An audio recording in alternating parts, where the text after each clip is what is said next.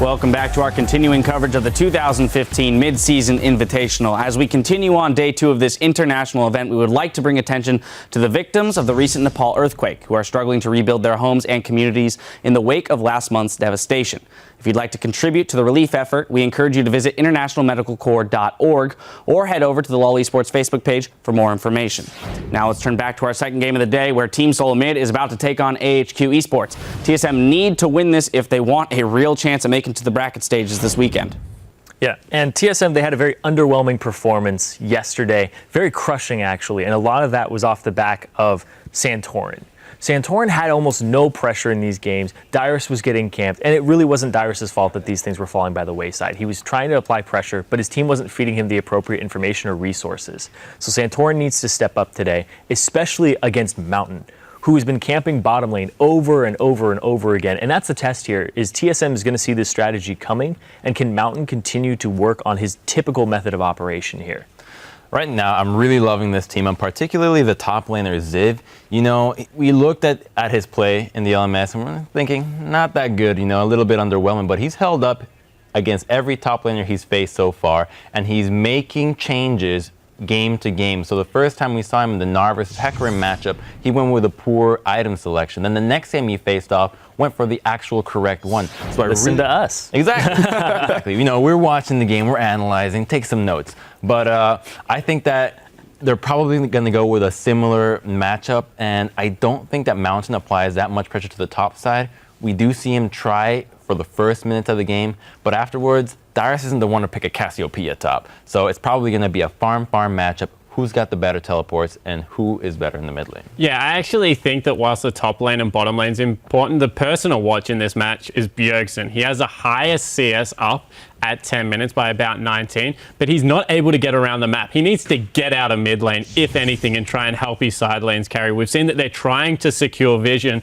and get around there. The danger is, though, is that Westdoor plays these champions that if they leave first, they beat you everywhere. TF, if Fizz catches you in transition, you just die, because Westdoor is that good at soloing people out and will go for the fights, that I think that this game is going to really demonstrate whether Bjergsen can get out and affect the rest of the map, or whether he's going to be relegated to farm. And this is also going to be TSM's first blue side game of the tournament. So I want to see what blue side strat they have and what they first pick here, because that's going to be really important, because they can secure a top laner for themselves if 3 bans come out. At Dyrus again, they'll be like, okay, let's not ban any. We get first pick of the litter. Yeah, I do think it's going to be very interesting, as you guys all mentioned, the attention to the mid and bottom side of the map from those junglers, while the 2 top laners just swing at each other all day long. I do want to get you guys' predictions, though, going into this matchup. Spawn, what's it going to be? Yeah, so I think this matchup is once again control against aggression. I think TSM is going to be able to get ahead in this controlled style game. All right.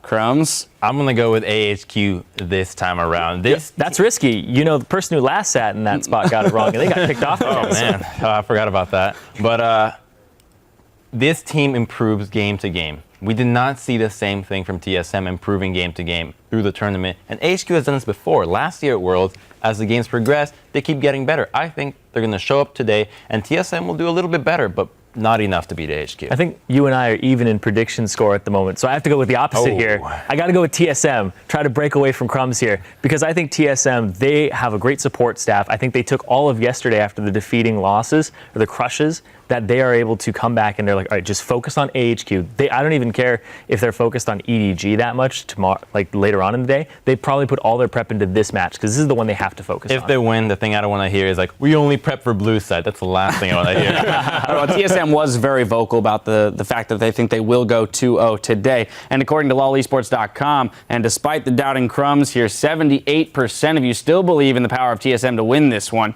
And before we hand it off to Riv, Atlas, and Kobe, Team Seoul Mid has not only helped Bjergsen find sustained success in the volatile North American LCS, they have also cemented him as one of the game's most dominant pros.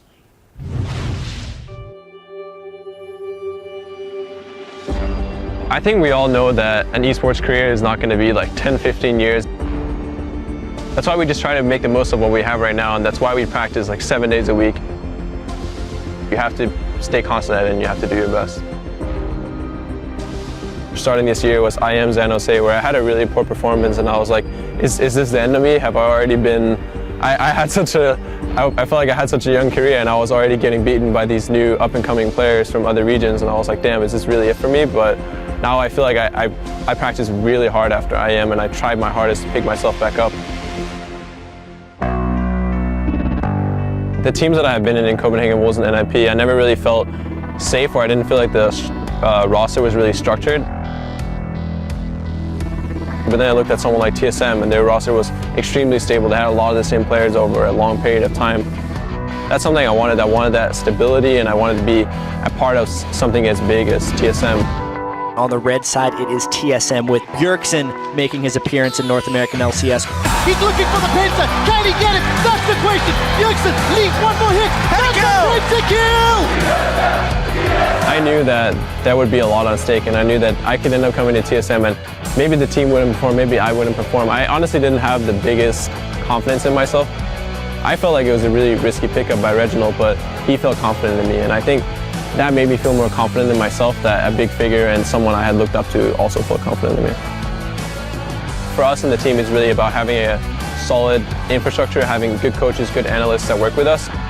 I think one of the main reasons Loco is such a good coach is that he really respects the player's opinion, because he has been a player and he knows how it is to be a player. Loco and I are very outspoken people, so we often end up clashing. We don't have huge arguments, but we have a lot of small disagreements. In the end, the only reason we argue, the only reason that we disagree is because we care so much about the team and about where we're going, and we want to win so bad. The spring split is definitely really important. It gives you the circuit points, obviously, and if you make it to #1, it gives you a chance to play internationally, and I think getting to play internationally, a lot of people really underestimate that. I saw last year at All-Stars, there was a fun side of it and there was a really try-hard side of it. I want to go to MSI and I want to take the whole tournament.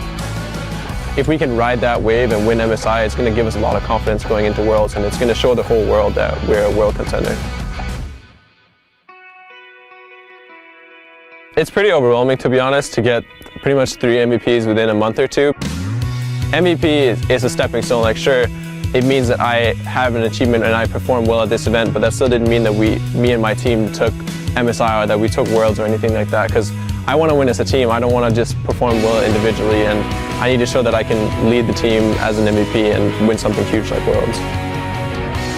I wouldn't say I feel pressure to get MVP at everything, but I'm definitely not just comfortable where I am. It's not like I'm going to start slacking off or not practicing as hard just because I got MVP.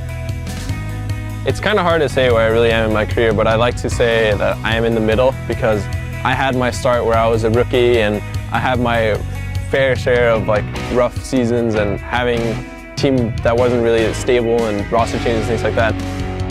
Now I'm in a space where I feel like I'm very comfortable with my team, I'm very confident in my teammates, in my organization, and this is where I want to stay.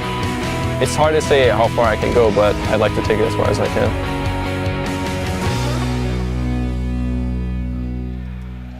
An absolutely awesome story from Bjergsen, and incredibly interesting to see what is battled outside the game by these players, what they fight through, and how they get themselves to this professional level. Now, before we get into Champion Select, let's run down the lineups. On the blue side in this game is North America's LCS team, Team Solo Mid. In the top lane, it is Dyrus, Santorin in the jungle, Bjergsen in mid, Wild Turtle at AD carry, and Lustboy at support. And on the red side of the Rift, the representatives of the LMS. It is AHQ Esports Club.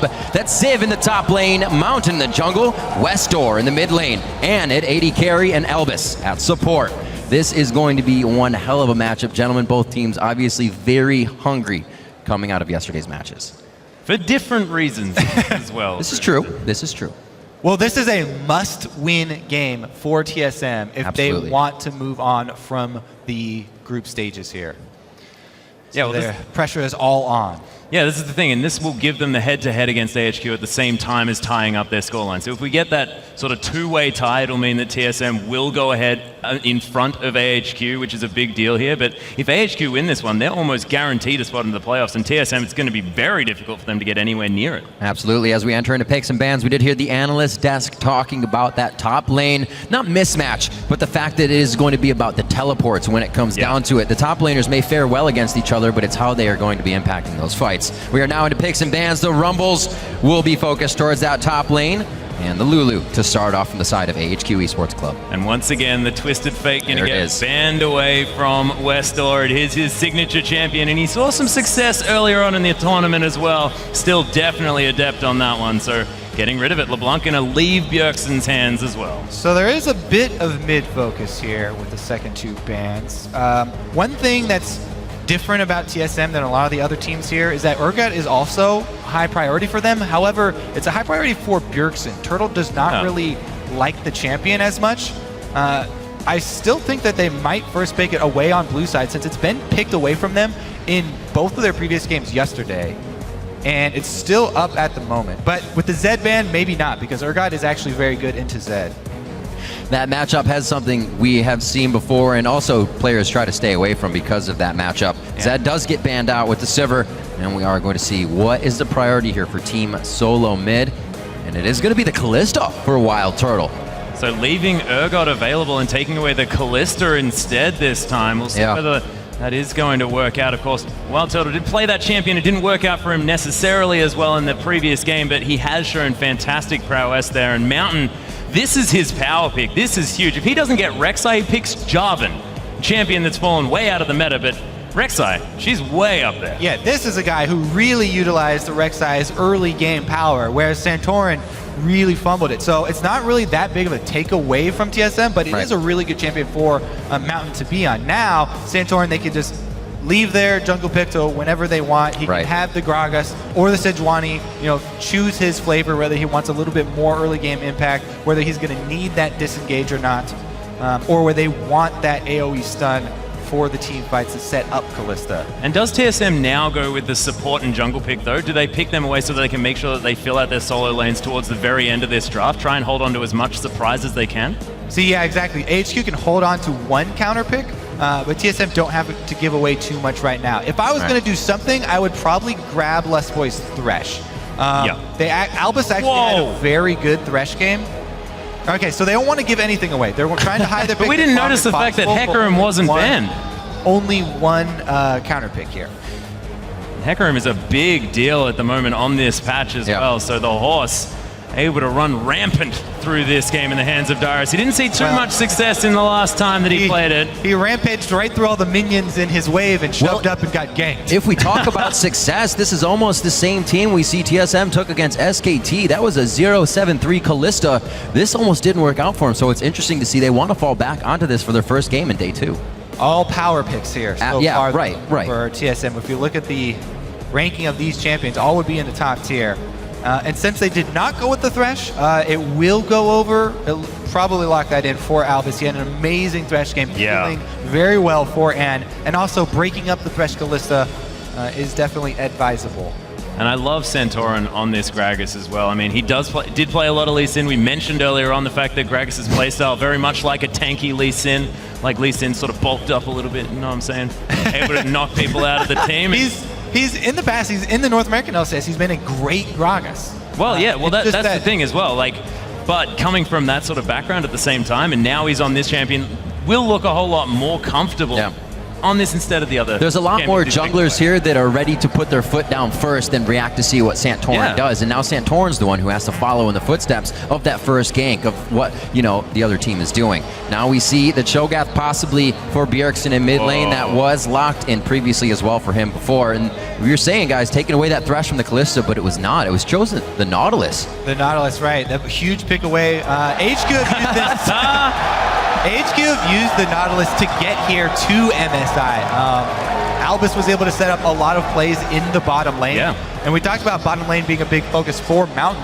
Nautilus is great, can add a bunch of damage, can initiate as well. Also good at setting up ganks for Mountain in the bottom lane. So there very well could be still a lot of focus for the bottom lane and action down there. The thing is that something very curious about some of the North American teams like TSM is that they've found a lot of success with the in scrims with the Thresh into the Nautilus lane down bottom. While it's not intuitive, it's not necessarily a champion kit mismatch there just for the laning phase. The fact that the Lantern brings so much to the combo down bottom with the Kalista, there's so much mobility here, and you can pick and choose your fights very easily, especially if you have a mobile jungler like Gragas. it's very easy to set up kills with this combo. Now, looking at AHQ, what can fit in with the rest of this composition? You got a bit of early game jungle, but everybody needs time to ramp up. What do they finalize with? Fizz. Right?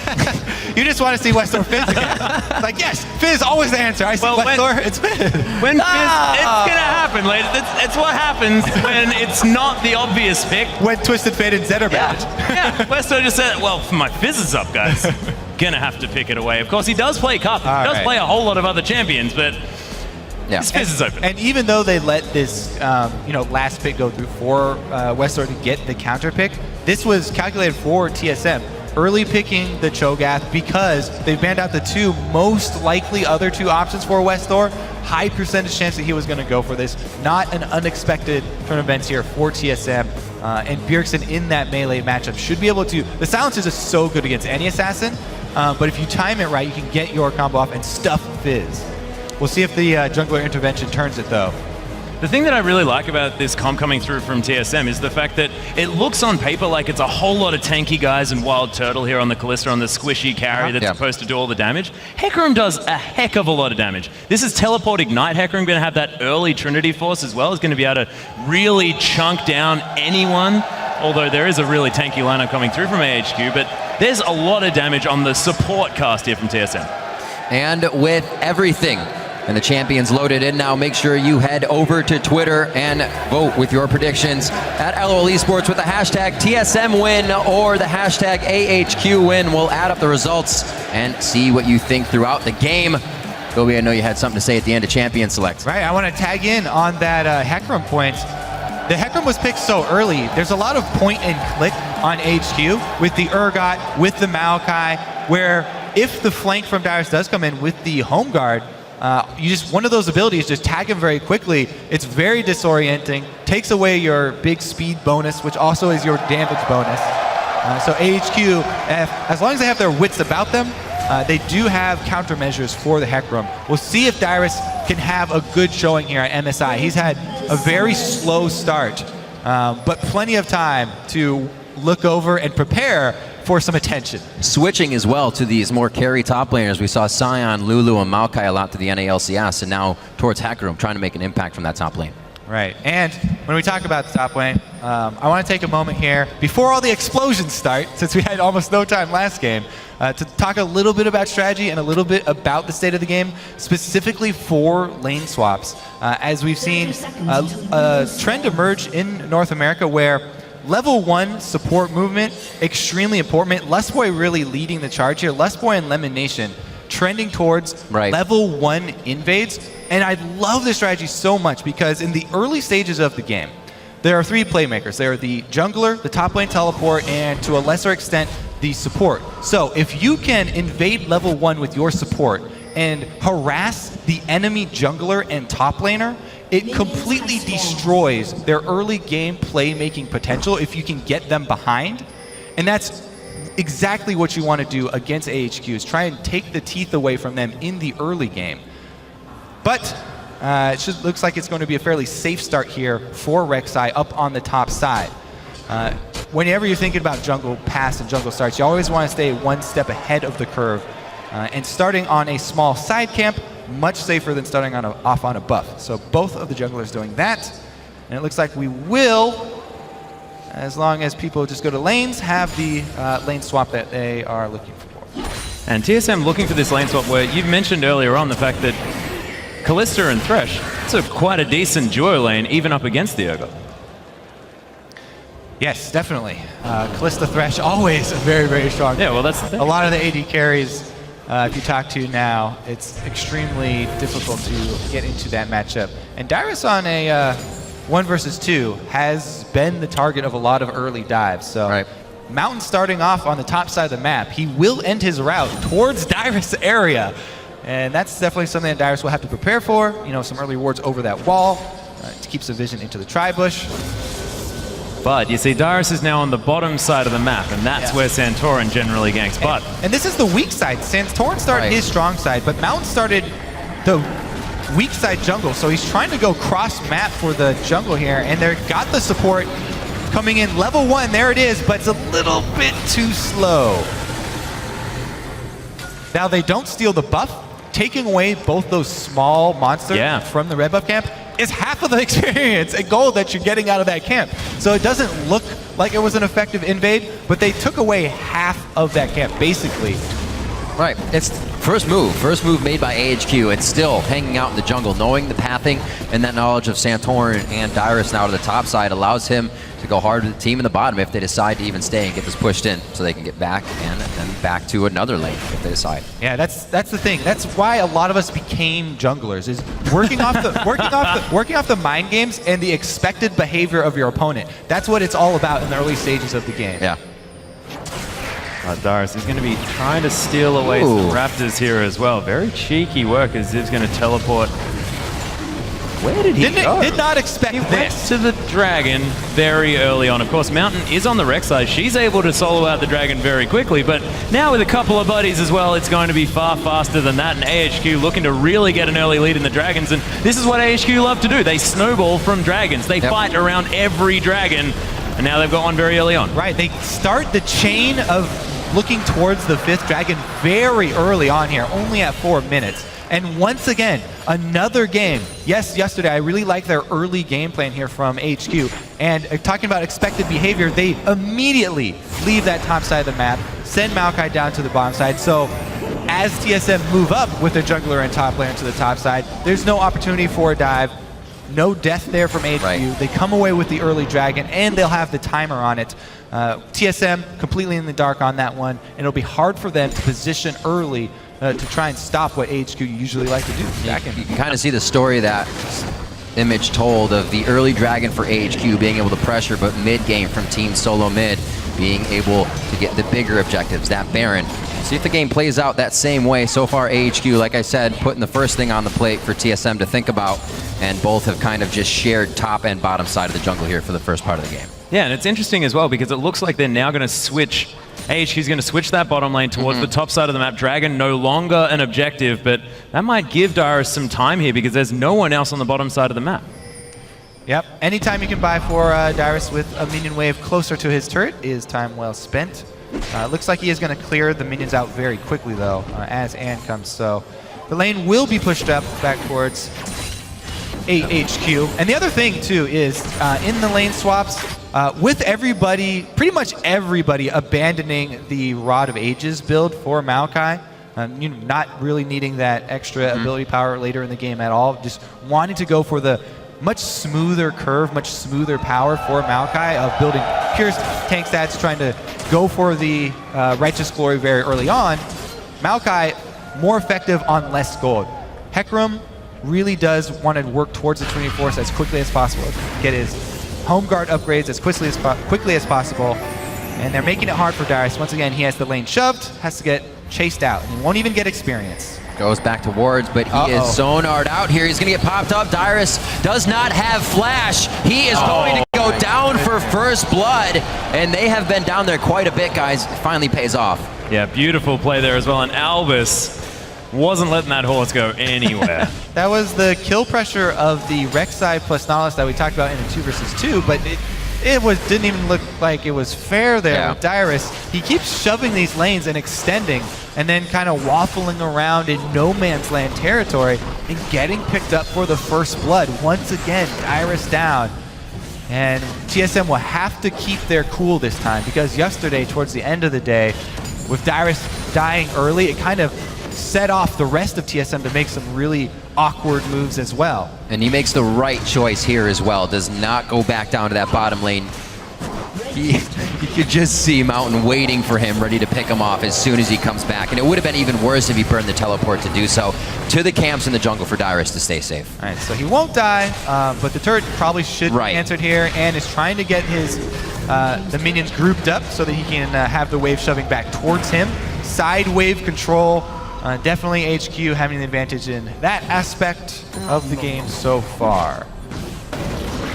Dyrus just eating some minions there in the mid lane as well. He has a healthy CS advantage, continuing the trend of massive CS leads so far at MSI. He's been brilliant in that department. We'll see whether he can get a little bit more pressure for his team, though. Maybe move around the map, but Cho'Gath, not necessarily a known roamer. Yeah, let's touch on that stat one more time, because we mentioned that, yes, he has the highest, Bjergsen has the highest CS differential at 10. 19. But not how big it is. 19 CS at 10 advantage, and the next closest is Marin, who has a little bit over 10. Right. So There's about 19 just then, and it's only 8 minutes. You can sometimes figure 20 CS is a kill, right? So Bjergsen's in lane just kind of sitting with kill cash. His 1 versus 1 is outstanding. And Yeah, even absolutely. Faker in the interview that he did after yesterday complimented Bjergsen on the skill shot accuracy, his laning phase, but said that he was vulnerable to jungle pressure. And on a melee champion like Cho'Gath, obviously constantly shoving, you will be a little bit more vulnerable. Well, Turtle finally getting a little pressure on the lane. Those AD carries across the map are even. Stiv stays safe with a nice twisted advance back into under the turret. Mountain now coming down, going to get some crab control. Already a minute on that next dragon, and he dodges out on the ghost nicely. Ooh, Bjergsen landing a nice rupture there as Westor. Just have to be a little bit careful. He is the Trixie Fizz though, so he should be fine. Albus looking for something here on the top side. Dyrus is getting a whole lot of attention this tournament as Westor's making his way up as well. Yeah, TSM keeps shifting Dyrus into an area to succeed though. Large minion waves, they moved him up there. He's trying to get experience. Oh god, maybe a little bit greedy for the cannon minion. He's got level 6. He's level 6. Peace out. Yeah. No, I was on the verge of criticizing the ward and saying that almost everybody now wards over that tri-bush onto the other side to see people waiting, but Well, doesn't cost Turtle in Dyrus. trouble, forced to use the flash to try and escape. Marshall Poise is helping him out here. Uses the Ren. There's the flash from Mountain, though. He'll be able to pick up that kill. Attention on both sides here from AHQ. They have their support roam to one side of the map with splitting Mountain down bottom. And Wild Turtle's the one to pay for the downed turret and extending instead. And they get him on the other side. it does look like AHQ could be coming up with a second dragon here. Something TSM's pretty much okay with giving up most of the time. They will let 2 dragons go to the wayside. AHQ, yeah, they do just focus on the dragon pressure. That is what they do. So it's sort of the two opposite mindsets coming through here. TSM saying, we don't really mind about dragons. Yeah. We're just going to take control of the map and make sure that we systematically destroy you. Whereas AHQ is like, we want a completely chaotic game, but we just want to get the dragons, okay? That's all we really mind about. We will gladly take those dragons. Thank you. And they're in the perfect position to chain them as well. They even have the global gold lead and map pressure from taking down the extra turret. Turret lead here for AHQ. They still have their bottom and mid turrets, the ones that you want up around the dragon so they can easily ward the area, gain control of the river, and push this early game advantage that they have. Pretty much the only thing going for TSM is the CS lead for Bjergsen in the mid lane.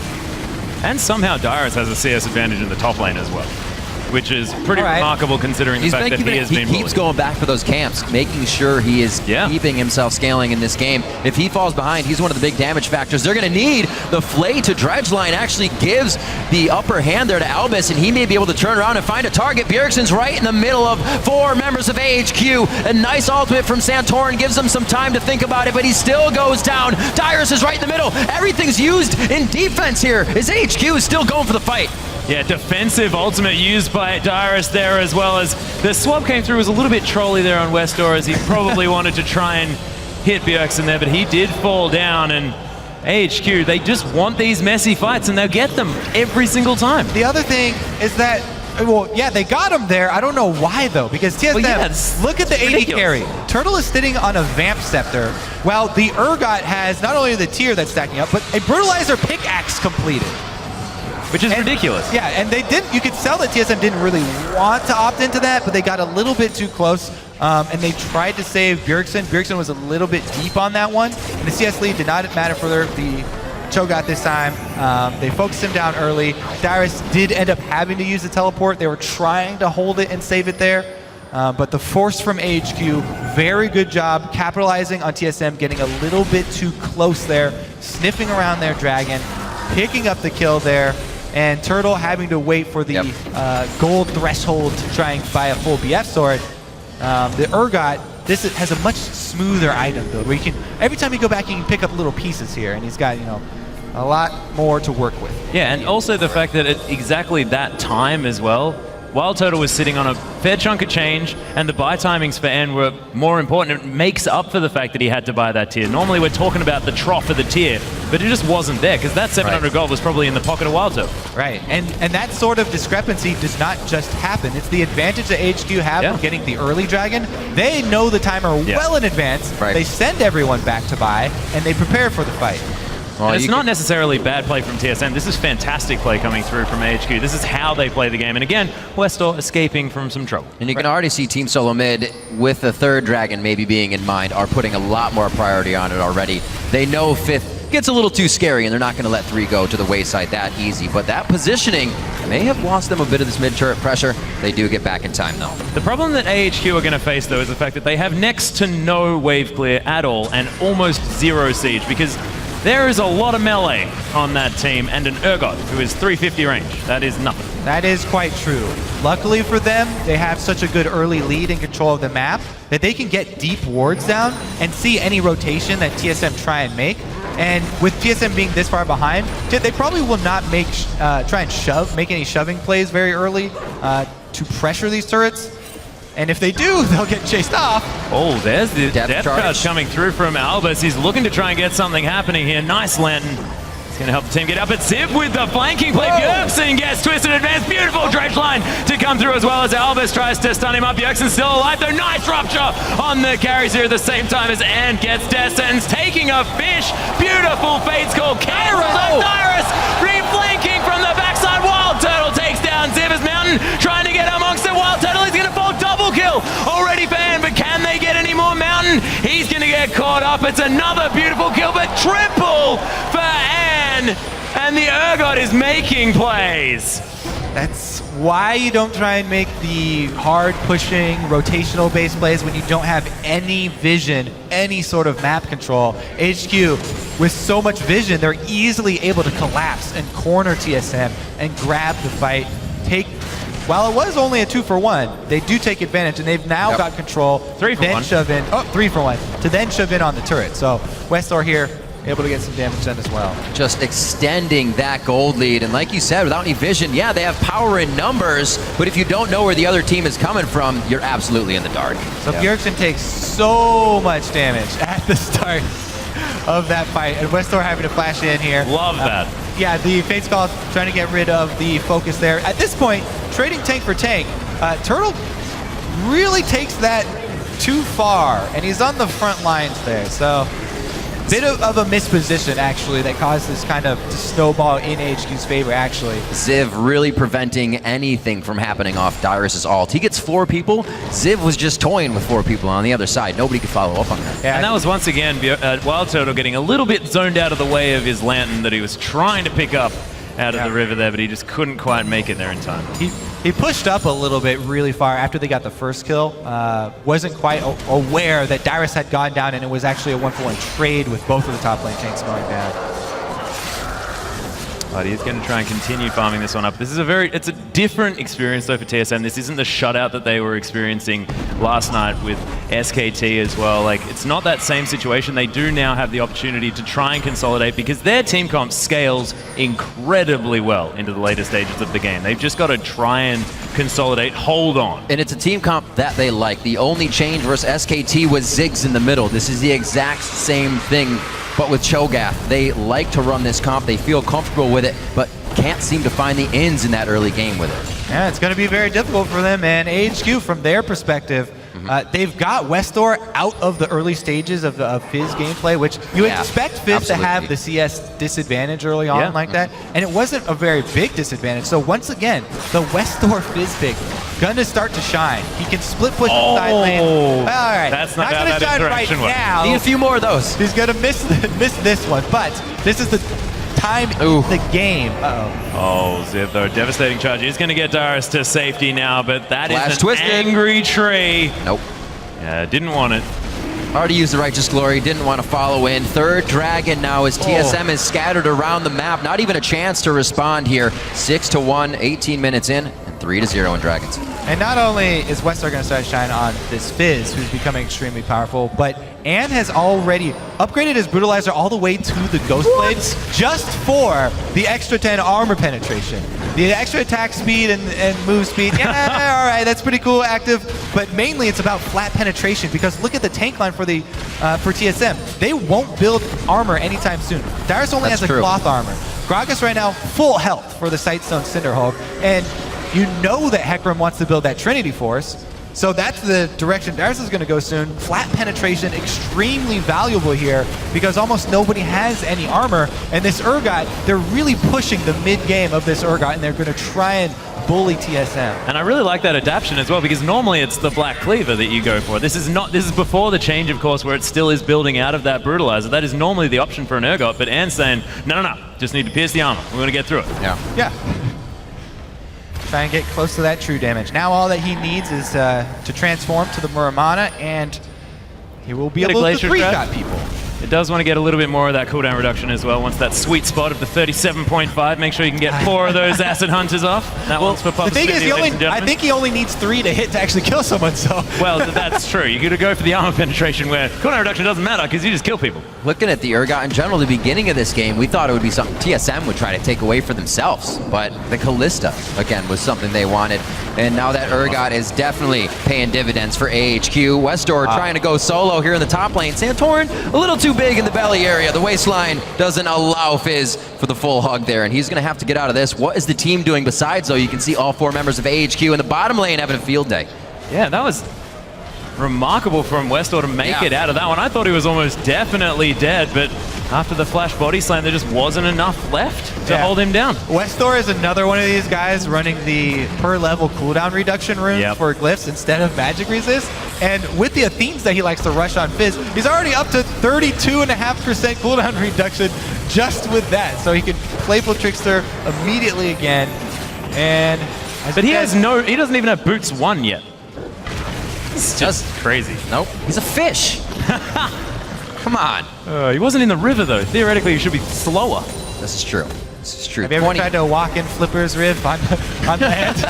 So difficult. Running in Flippers, though, that actually works surprisingly well. Does it? Yeah. Pogo stick on Flippers. Yeah, it's weird. You sort of bounce along. All right, I'm going to stop you right there. 20 minutes into this one, 6-1, the 6,000 gold lead, and still 3 turrets now in favor of AHQ as they decide where they want to go next, really causing TSM to go to the beat of their own drum. Westor now to the top lane again, looking to spread TSM thin. It took 2 members to push him off a turret last time, and it's only going to be Bjergsen this time. Yeah, that's the thing. AHQ, their path to victory is so clear. Since they got the early dragon, started stacking at 4-something minutes, all they have to do is keep the pressure, keep TSM bottled up in their side of the map, which they're doing very well, and continue to take the dragons. Westor here, gonna go 1v1 with Bjergsen, and one of them's got backup. Yeah, Albus and Mountain both make their way in, and Bjergsen was not going anywhere. Darius, meanwhile, in the bottom lane again, having a lot of trouble here against Ziv, who may actually flash this on. Beautiful Arcane Smash. All the way down, and another one.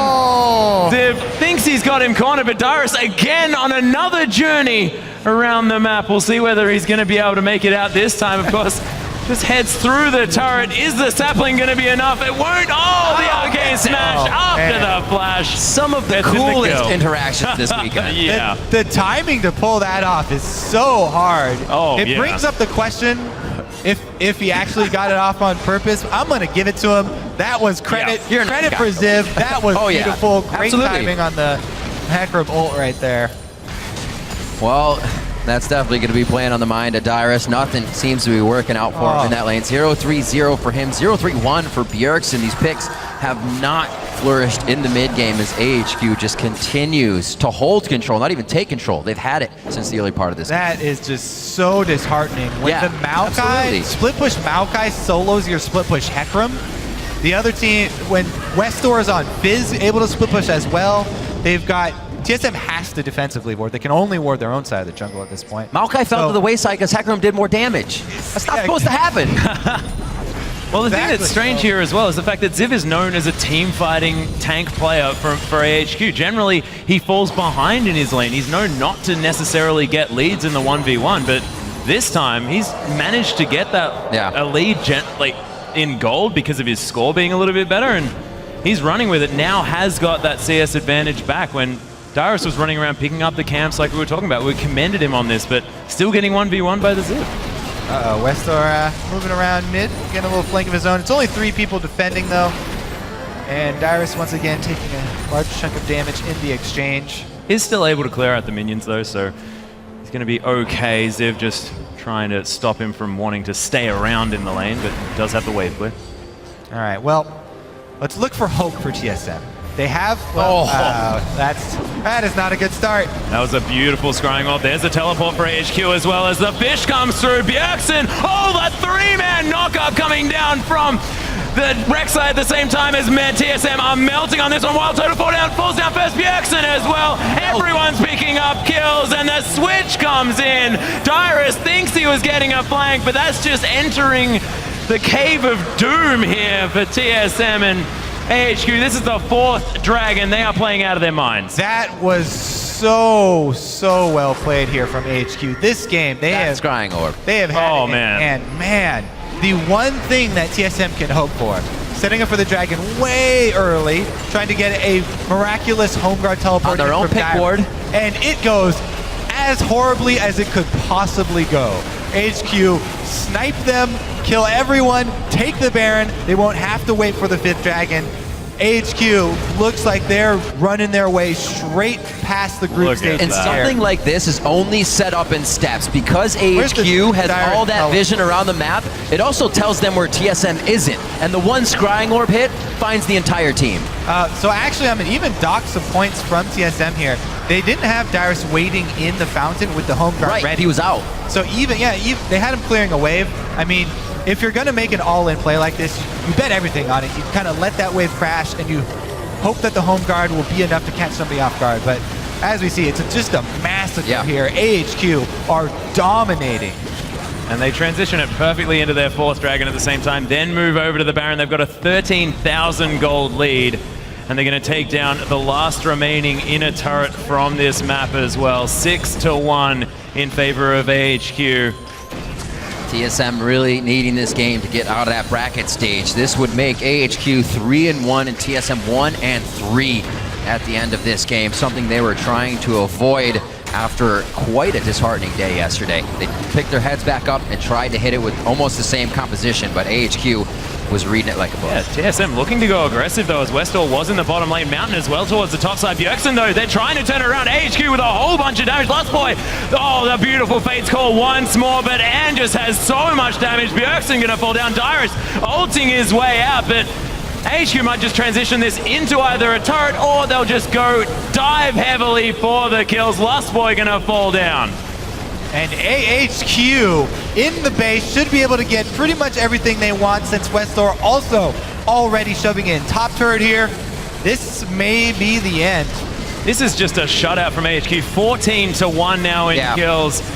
They're taking multiple structures at a time. Turret falls, inhibitor falls. The top lane inhibitor going to go down as well. Dyrus trying to push out the bottom lane because he's not going to be able to stand up against this 4-man force. And Westor is still heading up the top lane, just wanting to go back, pick up some more items. Might be able to get a Lich Bane now as well. His Fizz is so scary. It's such incredible play. They're looking, if they didn't leave the base, to match the fastest games this week already. Put down on day 1, just around 26-20 to 35. And wow. I don't think this is necessarily TSM playing poorly though. I think this is just AHQ's playstyle working fantastically against the likes of TSM who want to have control, but AHQ just play in chaos. And these types of things keep ticking against you. You're losing the top laner. You're losing just members in general when you want them to be back, when you're trying to just get some wave clear so you have some room to breathe, but nothing is playing in their favor right now, and AHQ is doing a fantastic job. Westor 0-0-9. And is 7-0-2. Yeah, so Westor is the most famous player on the team, but I've been ridiculously impressed with Mountain. All bracket stage long, or all group stage, all whatever we're calling it. Round Let's robin. go with group stage. Mountain has been great, but also Ann is a huge carry for this team as well, and he's shown it on this Urgot. He went aggressive early build, rushing that armor penetration, and he's racked up the kills to back it up. He plays well, got a pentakill in the second game against TPA and knows how to perform on that stage. And once again, doing again with the rest of his team. The communication has been on all game. 15-1 is the score as AHQ enters Team Solo mid's base. And they're taking whatever they want here, as well as Mountain. He does get explosive casting into the team, but that's not the member that they want. And though, he might be what they're looking for as Dyrus tries to get some work done. Oh. Nice swap from man, gives him so much resistances. Tanks up the turret. Ziv's so tanky as well, but getting Descends back. Twisted Advance saves his life. 3 inhibitors down. Ziv flashes away. And AHQ say, yep, we'll just leave now because we feel like we may have hurt ourselves a little bit. Nice Descends from Lost Boy. The shutdown onto Ant. TSM looking to try and get back in on this one, but Ziv picks up the kill onto Callista. Dyrus gonna fall down. Westor, he's playful trickstering around this fight. Bjergsen able to get the knock up, but another Urchin Strike gets Westor, and he's tanking up the turret, but trickstering around. And Santorin, the last man standing that's around this fountain, and man, AHQ, they don't care that their carry falls down or their tank. They're still gonna win this game. 19-3. This LMS team is showing up for MSI. Absolutely. 3-1 now as AHQ take down Team Solo mid. 29 minutes on the clock. What a dominating performance here from AHQ. Smiles to boot as well. They should be very proud of that performance. Man, that side of the world is showing some domination today. Certainly is, and Westor just knows how to play on the international stage as well. You saw, we were talking before, domestically, AHQ didn't look that strong heading in here. They weren't necessarily the favorites to win their tournaments, but you get Westor onto an international stage, he seems to just give something to the rest of his team, and they play out of their minds. Yeah. Definitely look like they're playing without nerves, any of these guys, the new ones to the stage or the old. Well, we all know Westor definitely wants to get back to that game where he can get up against Pawn, somebody who shut him down last year at Worlds. And I know he'd love to do so. Oh, man. They're kind of the Fizz player themselves ready for that. Yeah, absolutely. That Fizz matchup. Only one will be able to play it. And I just can't believe he's managed to just last pick Fizz into matchups that we weren't expecting him to make work. Oh, it's crazy. Making it happen throughout the week. We'll see how they can carry on. For right now, we are going to head it over to our crack team of analysts for a look at Game 2. Thank you, Riv. And with that victory, some of our semifinal teams have now been decided. As you heard Riv mention, that win will secure semifinal appearances for both SKT and AHQ. And in order to save TSM from outright elimination at this point, Besiktas needs to win versus EDG or Fnatic. If they go 0-2, though, then TSM is out. So, gentlemen, only 2 spots remaining now in that semifinal, or semifinals, rather. They're not looking good for TSM at this point. Not at all. Their play looks horrible. Like, just across the board, really bad. The pressure, the lack of pressure is crazy. They're getting outplayed across the map. Solo lane advantages, and their pick ban as well coming into this is a little questionable. I don't think we have a replay for this game, but I think we should replay the time where both of you picked TSM. and I picked AHQ. Yeah. Crumb's feeling pretty good about that. Is the profit back? but to Zyrene's pick ban point, Crumbs, I know you had said that you felt there was a little ignorance on the side of TSM by leaving that Fizz up. Right. Now, Fabivin was outspoken about how good Westor was on Fizz, and we know for a fact that he's really good at this champion. And they come in with the plan, let's go with the blind pick Cho'Gath. But in the bans, they ban a Zed. Cho does very well versus Zed. They've played this matchup versus Hai in the LCS finals. He's a really good Zed. This is a great matchup for Cho. Why not ban the Fizz, who you have no experience against, especially a Fizz to the caliber of Westor? It makes no sense to me as to why you would do such a poor draft base, in my opinion, regarding the mid lane matchup. And I mean, as for the actual jungle matchup, there's a lot to say about that one. Well, Mountain has such good tunnel placement. His early tunnels and his routes around the jungle are crazy because he stays in the enemy jungle for a long time to the point. I want to go to Spawn on this point because after they made that change, Mountain to jungle, Albus to support, things have really looked good for AHQ, and they seem like they're coming into form just now in this tournament. Yeah, they certainly are. Mountain didn't actually look that fantastic in the playoffs. He and Westor looked like they were a little bit disjointed when they were playing together. At the moment, they look completely on point. So props to Mountain coming through and really stepping up huge. I think out of everyone on the LMS lineup, this is a guy that's really arrived. Talking about people that haven't arrived, though, I'm still looking for Santorin to actually appear in one of these games. For the first 10 minutes, the guy just takes walkabouts around the rifts. His jungle pathing is even questionable because he was getting invaded on the weak side of his map. If they had been like 2 seconds later to the red buff even, that wouldn't have turned out correctly. He really is not playing the game smart, and that's what we're used to seeing out of Santorin. I have a theory about this tournament, particularly to the Western teams and not just the Western teams, but the Asian ones and the draft. You see SKT, you see EDG, and they're bringing out Kalista as a power pick, right? And you're thinking, okay, these teams are trying to copy that. And one of those that copies it is TSM. They try to bring out the Kalista, but their Kalista is just not at the same level. And then you have AHQ on the other side, who's trying to copy a little bit of what the Korean team is bringing, and instead of focusing on the Kalista, they're going on the Rek'Sai, which is a much easier to execute champion that they've seen a lot of success. In the LMS, he hasn't played that much Rek'Sai, and they're just bringing it out here. It's like, and it's being really successful. TSM should try to do that. Yeah, Rek'Sai is absolutely crazy right now. We saw them try to play the Rek'Sai early, but also Kalista is a little strange as a first pick because if you leave Urgot up, they counter pick it with an Urgot and then you force it to go middle and then they kind of pigeonhole that. So when they played Kalista, they were like, all right, we're just going to pick Urgot, throw that down bottom into a terrible matchup for Turtle. And then they got Urgot Nautilus bottom lane, which is such an oppressive lane. If you just misposition one time, you pretty much lost that lane. And the other thing that I really want to hit on is the fact that Bjergsen is playing completely fine, honestly, but he's not doing anything for his team. We keep saying that Bjergsen's up by 19 CS. If I pick Ziggs, Cho'Gath, I'm going to be up by CS as well. Well, there's no damn pressure in his lane. Yeah, he needs to play. Nobody is putting pressure on his lane. Like, usually TSM is like, okay, Bjergsen has this little CS advantage, then Santorin comes in, flash body slam, get the mid laner's flash. Something along those lines. They haven't done that at all but this you're not tournament. killing a Fizz with a flash body slam. I He's know. just getting away. So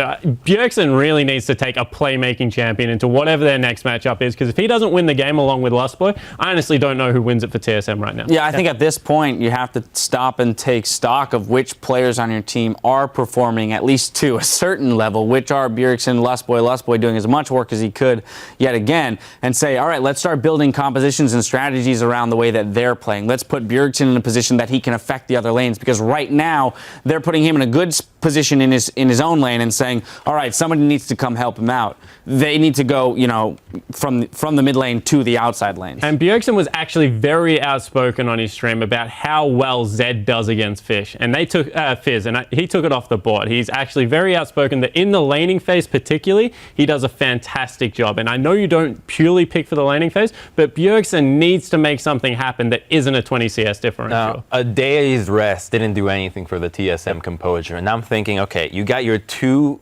best players right now, Lustboy and Bjergsen, and funny, they hovered over the Bard. I think Bard would be a great pick for TSM right now, just because, similar to Thresh, he can get a lot of people out of very sticky situations. You got the ultimate, you got the speed up, the CC that makes it very difficult to chase, on top of the magical journey, who we all love to take. Now, I think that they should have actually gone for that pick and try it on the next couple of games. The Thresh just isn't working. You're going to need 5 Lanterns to save everybody in this game. Well, and Bard's entire purpose is to make plays around the map, is really to affect all of the lanes, not just one. Yeah, I was expecting a Kennen here. I was expecting a Kennen Kalista because this is Lustboy's 4th game in a row on Thresh, and it hasn't been working out. He's trying to do a lot for his team to make plays, but they're just not coming through. He's trying to get Santorin into his lane. I don't know if they're putting too much pressure on the bottom lane. In fact, they're not putting pressure anywhere. Santorin seems to be just like walking up to try and diffuse pressure to have some presence on the map, but he's not actually having like sticking presence where it's like we're afraid of Santorin in the jungle. It just felt like he was, to go to Cloud Templar's old term, of a herbivore. Right? He's not a carnivore jungler right now, and that's what's kind of on top in the meta right now. You have to be playing a farm jungler that actually is affecting lanes. All right, well, a really tough loss there for TSM after expecting to turn it around today, but for AHQ, securing their spot into tomorrow is fantastic. Now it's time for us to take a short break, but when we return, China's Edward Gaming will take on international wildcard Besiktas Esports, so don't go anywhere because you'll want to see that in 3.5. If we lose this one, no chance. Make sure we give it our all for this. No chance, guys, if we lose this one. Yep. No chance whatsoever. Hashtag the lost chance. A nice ultimate from Santorin gives him some time to think about it, but he still goes down. Dyrus is right in the middle. Everything's used in defense. Tunnel's gonna fall, double kill. Already banned, but can they get any more Mountain? He's gonna get caught up. It's another beautiful kill, but triple. Flash is on beautiful arcane smash. Oh! All the way down.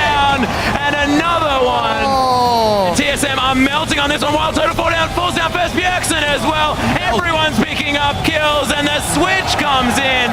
19-3. This LMS team is showing up for MSI.